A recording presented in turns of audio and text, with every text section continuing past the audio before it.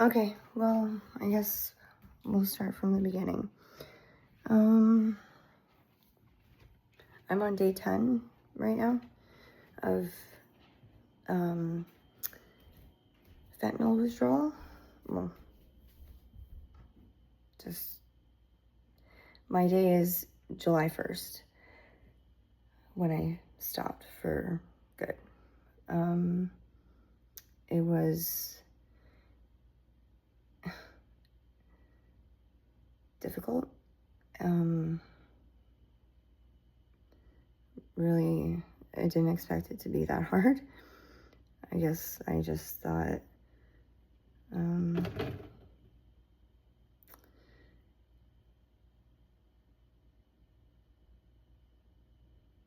I guess let's start from the beginning. So, my parents organized a cruise for me, my mom, my dad, my brother, and my 5-year-old daughter. It was an Alaskan cruise. So I brought what I thought was gonna make me okay for the majority of the time, but I went pretty hard on it for 6 days and ran out, and which was planned. I wanted to be done with it for a very long time. My daughter's getting older, and the last thing I wanted was for her to start noticing her mom, all the things, So it's been in the works for a while in my head to want to stop using. And so on July 1st, I ran out, and we had ported in Juneau, Alaska. I went down to medical because I was anxious, and I thought that maybe they would just give me, some sleeping meds or something, or I don't know, anti-anxiety medication just to kind of hold me over. And I was truthful with them about what I was going through. And unfortunately, they didn't have the means to care for me on the ship. So they booted me off the boat. And thankfully, my dad came with me. And for 2.5 days, I tried to detox in the hotel room, basically cold turkey, throwing up every 20 minutes, just in severe pain and just not well, until I finally gave in and decided to admit myself to the hospital over there. Finding out that my potassium was critically low, my magnesium was critically low, my electrolytes were all out of whack, my heartbeat was messed up, just everything. And so they decided to put me on some Suboxone.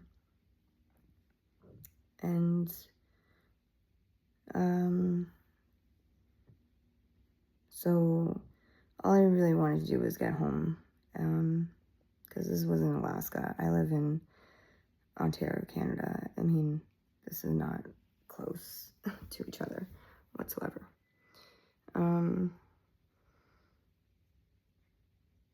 So when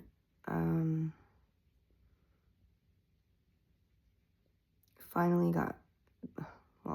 we had to take a plane from Juneau, Alaska to Seattle, from Seattle to Vancouver, and then finally from Vancouver to Toronto, which was the worst. It was a 5-hour flight. Turbulence was awful. The pilot was, I don't know, I can't blame him, but I think, in my opinion, he was having too much fun with I mean, it was nauseating. And, but finally made it to Toronto and then back home. So yesterday was my birthday, July 9th, and which also was another goal to stop before my birthday. And went straight to the clinic to continue on the Suboxone management, but it's been harder than it's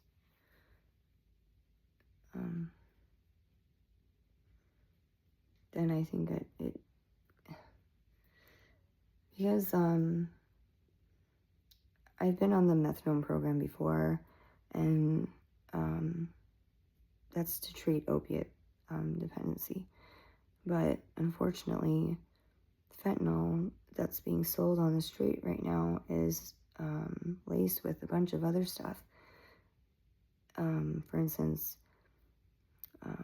rhino trank, horse trank, benzos, like all the things.